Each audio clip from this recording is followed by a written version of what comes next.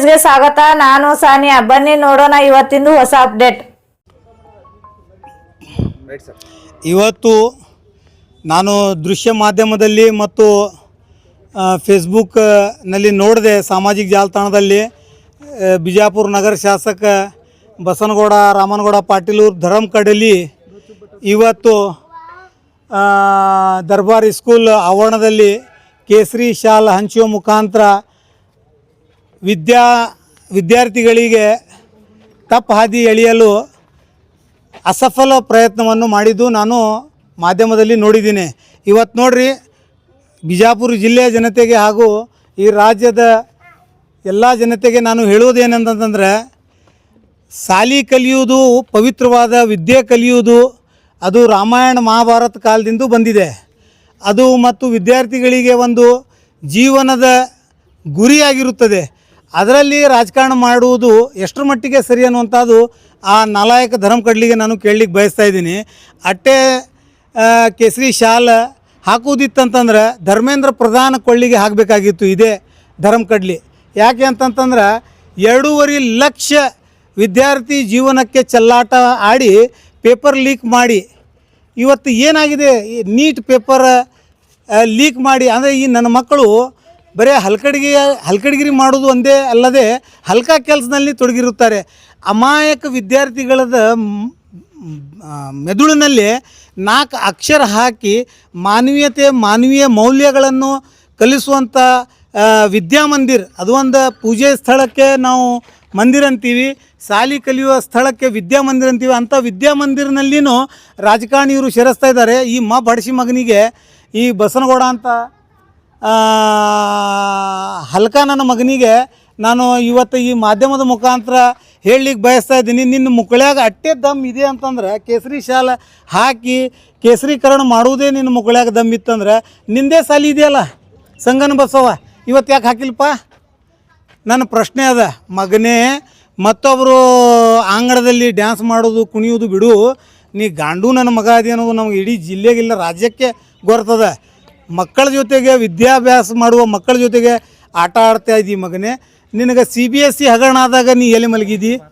ಆಮೇಲೆ ನಿಂದೇ ನರ್ಸರಿ ಇದೆಯಲ್ಲ, ನರ್ಸರಿದಿಂದ ಹಿಡಿದು ನೀನು ಡಿಗ್ರಿ ಕಾಲೇಜ್ ತನಕ ಸ್ಥಾಪನೆ ಮಾಡಿದ್ದಿ ಶಿಕ್ಷಣ ಸಂಸ್ಥೆ, ಅಲ್ಲೇ ವಿತರಣೆ ಮಾಡಬೇಕು ಕೇಸರಿ ಶಾಲ್. ಅಲ್ಲಿಂದ ಚಾಲೂ ಮಾಡಿ ದಂಡಿಗೆ ನಾವು ಹಚ್ಚೋಣಂತ. ಮಗನ ಕೇಸರಿ ಶಾಲ್ ಹಚ್ಚುವುದರಿಂದ ಮಕ್ಕಳದ ಬುದ್ಧಿ ಬೆಳವಣಿಗೆ ಆಗೋದಿಲ್ಲ. ಇವತ್ತು ಅಮೇರಿಕಾದೊಳಗೆ ಕೇಸರಿ ಶಾಲ ಹಿಜಾಬ್ದು ವಿವಾದ ನಡೆದಿಲ್ಲ. ಹಿಜಾಬ್ ಅಂತಂದ್ರೆ ಕವರ್ ಇದೆ ಮಗನೇ. ನೀ ಏನು ಅಂಡರ್ವೇರ್ ಬನ್ನೇನು ಹಾಕ್ಕೊಂಡಿಯಲ್ಲ, ಅದ್ರ ಮ್ಯಾಗೆ ಪ್ಯಾಂಟ್ ಹಾಕ್ಕೊಂಡಿಯೋ, ಏನು ಪ್ಯಾಂಟ್ ಮೇಲೆ ಅಂಡರ್ವೇರ್ ಹಾಕ್ಕೊಂಡು? ಅಂಡರ್ವೇರ್ ಎದಕ್ಕೆ ಹಾಕೋತಿ? ಗುಪ್ತಾಂಗನ್ನು ಮುಚ್ಚಿಕೊಳ್ಳಿಕ್ಕೆಲ್ಲ. ಅದೇ ರೀತಿಲಿ ನೀನು ಬನೇನು ಯಾಕೆ ಹಾಕೋತಿ? ಶರೀರ ಮುಚ್ಕೊಳ್ಳಿಕ್ಕೆಲ್ಲ. ನೀ ಬನೇನ ಅಂಡರ್ವೇರ್ ಹಾಕ್ಲಾರ್ದೆ ಪಂಚ ಕಟ್ಕೊಂಡು ಬಾ ಮಗನೇ, ನೋಡೋನು ಗೊತ್ತಾಗ್ಬಿಡ್ತದೆ ಇಡೀ ಜಗತ್ತಿಗೆ ನಿಂದು ಏನದ ಏನಿಲ್ಲ ಅನ್ನೋದು. ಅದು ಬಿಟ್ಟು ಕೇಸಿ ಹೆಣ್ಮಕ್ಕಳದ ಅದು ಹಿಜಾಬ್ ಅಂತಂದ್ರೆ ಅವರು ಗೌರವ ಘನತೆ, ಅವರು ಮಾನ, ಅವ್ರ ಅಂಗಾಂಗನ್ನು ಮುಚ್ಚಿ ಇಟ್ಟುಕೊಂಡು ಅವರಿಗೆ ಅವ್ರದ್ದೇ ಆದ ಒಂದು ಗೌರವ ಘನತೆಯನ್ನು ಕಾಪಾಡುವ ಸಲುವಾಗಿ ಒಂದು ಹಿಜಾಬ್ ಇದೆ. ತಿಲಕ ಈಗ ನಮ್ಮ ಹಿಂದೂ ಸಹೋದರಿಯರು ಸಿಂಧೂರು ಹಚ್ತಾರೆ. ಎದಕ್ಕೆ ಹಚ್ತಾರೆ ಅಂತ ಕೇಳ್ತಾರೆ ನನ್ನ ಮಗನೇ? ನೀ ಕೇಳಬೇಕಾಗಿತ್ತು. ಟರ್ಬೈನ್ ಸಿಖ್ ಧರ್ಮದವರು ಟರ್ಬೈನ್ ಕಟ್ಕೋತಾರೆ. ಅವ್ರಿಗೆ ಹೇಳಬೇಕು, ನಿನ್ನ ಮುಕ್ಕಳಾಗ್ದವ್ರು ಬರೀ ಹಿಂದೂ ಮುಸ್ಲಿಂ ಹಿಂಗೆ ಮಾಡಾಕತ್ತಿ ಅಂತೇಳಿ ನಿನಗೆ ಪಾರ್ಟಿದಿಂದ ಉಚ್ಚಾಟನೆ ಮಾಡ್ಯಾರ. ಈಗ BJP ವಿಪಕ್ಷ ವಿಫಲಾಗಿದೆ, ನನಗೆ BJPಯಲ್ಲಿ ತಗೋರಿ ಅನ್ನುವಂಥದ್ದು ಇದು ಹಲ್ಕ ಕೆಲಸ ಮಾಡುವುದು. ಈ ಚಟ ಬಿಡಬೇಕು. ಇನ್ನೂ ಒಂದು ಶಾಲಿ ಸ್ಯಾಂಕ್ಷನ್ ಮಾಡ್ಕೊಂಡು ಬಾ, ಕೇಸರಿ ಸ್ಕೂಲ್ ಅಂತೇಳಿನೆ. ಅದು ಗಂಡಸ್ರ ಕೆಲಸ. ಬರೀ ಕೇವಲ ಹಿಂದೂ ವಿದ್ಯಾರ್ಥಿಗಳೇ ಕಲೀಲಿ, ಅಲ್ಲಿ ನಮ್ಮದೇನೂ ತಕರಾರಿಲ್ಲ.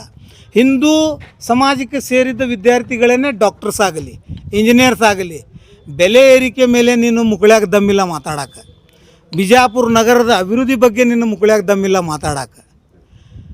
ನಿನಗೆ CBSE ಹಗರಣ ಬಗ್ಗೆ ಮಾತಾಡಲಿಕ್ಕೆ ದಮ್ಮಿಲ್ಲ. ನಿನ್ನ ಮುಕ್ಕಳ್ಯಾಗ ಅಟ್ಟು ದಮ್ ಇತ್ತಂದ್ರೆ ನೀನು ನೀಟ್ ಪೇಪರ್ ಲೀಕ್ ಆಗಿದ್ದು ಅದೇ ವಿದ್ಯಾರ್ಥಿಗಳು ಬಡ ಮಕ್ಕಳು, ಹಿಂದೂ ಮಕ್ಕಳು ವಿದ್ಯಾರ್ಥಿ ಆಗಲಿ, ಮುಸ್ಲಿಂ ವಿದ್ಯಾರ್ಥಿಗಳಾಗಲಿ, ಸೈಕ್ ವಿದ್ಯಾರ್ಥಿಗಳಾಗಲಿ, ಕ್ರೈಸ್ತ ಆಗಲಿ, ದಲಿತರಾಗಲಿ, ವಿದ್ಯಾರ್ಥಿನಿ ಅವರಿಗೆ ಜಾತಿ ಧರ್ಮ ಇರಲ್ಲ. 2.5 ಲಕ್ಷ ವಿದ್ಯಾರ್ಥಿಗಳು 22 ಲಕ್ಷ ವಿದ್ಯಾರ್ಥಿಗಳದ ಜೀವನ ಹಾಳಾಯಿತು ಇವತ್ತು. ಮಗನೇ, ನಿನ್ನ ಮುಕ್ಕಳ್ಯಾಗ ಅಟ್ಟ ದಮ್ಮಿತ್ತು, ನಿನಗೆ ವಿದ್ಯಾ ಬಗ್ಗೆ, ನಿನಗೆ ಕೇಸರೀಕರಣ ಬಗ್ಗೆ ಅಟ್ಟ ತಾಕತ್ತಿತ್ತಂದ್ರೆ ಕೇಳ ಮಗನೇ ಮೋದಿಗೆ. ನಿನ್ನ ಪ್ಯಾಂಟ್ ಬೀಸ್ತಾರವರು, ನಿನ್ನ ಪ್ಯಾಂಟ್ ಬಿಚ್ಚಿ ಏನು ಚಿಂಚೋಳಿ ಒಳಗೆ ಕಟ್ಟಿಲ್ಲ 2 ನಂಬರ್ ಆಸ್ತಿ JCB ಹಾಸ್ತಾರೆ. ಯೋಗಿ ಆದಿತ್ಯನಾಥ್ ಬರ್ತಾರಲ್ಲೇ JCB ತೊಗೊಂಡು ಬಾ ಮಗನೇ ಅಂತೇಳಿ. CBIನವ್ರು ಬರ್ತಾರೆ, ED ಅವರು ಬರ್ತಾರೆ. ಇಲ್ಲಿ ಬಿಜಾಪುರ್ನಾಗ ಏನಾಗ್ಬಿಟ್ಟೈತಿ, ಬಕೀಟ್ ಹಿಡಿಯೋ ರಾಜಕಾರಣ ಮಾಡಿ ನಡೆದದ. ನಿನಗೆ ಯಾರ ಆಶ್ರಯ ಇದೆ, ನಿಂದ ಪ್ರಬಲ ಕೈ ನಿನ್ನ ಹಿಂದೆ ಯಾರದಾರ, ಇಡೀ ಜಗತ್ತು ಜಾಹೀರಾತು ಆಗ್ಯದ. ಅದು ನಿನ್ನಿಂದೇ ಆಗ್ಯದ. ಮತ್ತು ಸಮಯ ಕಾಯ್ತಾ ಇದ್ದಾರೆ ಎಲ್ಲರೂ. ಸಮಯ ಸೂಕ್ತ ಸಮಯ ಬರಲಿ.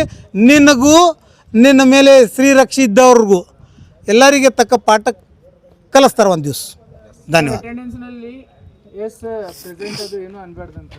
ನೋಡ್ರಿ, ಶ್ರೀರಾಮ ಒಂದು ಹೆಸರಲ್ಲ, ಮರ್ಯಾದೆ ಪುರುಷೋತ್ತಮ ರಾಮ ಹೆಸರಲ್ಲ.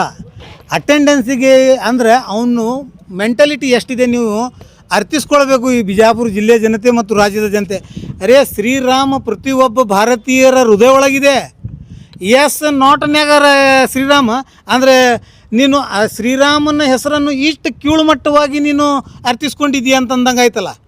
ಶ್ರೀರಾಮಚಂದ್ರ ಅಂತಂದ್ರೆ ಒಂದು ಶಕ್ತಿ, ಭವ್ಯವಾದ ಶಕ್ತಿ, ಒಂದು ಯೋಚನೆ ರೀ ಅದು. ಶ್ರೀರಾಮ ಅಂತಂದ್ರೆ ಒಂದು ಯೋಚನೆ, ಒಂದು ಈ ದೇಶದ ನೆಲ ಜಲ, ಈ ದೇಶದ ಸಮೃದ್ಧಿ, ಈ ದೇಶದ ಅಖಂಡ ಭಾರತದ ಕನಸು ಶ್ರೀರಾಮಚಂದ್ರ.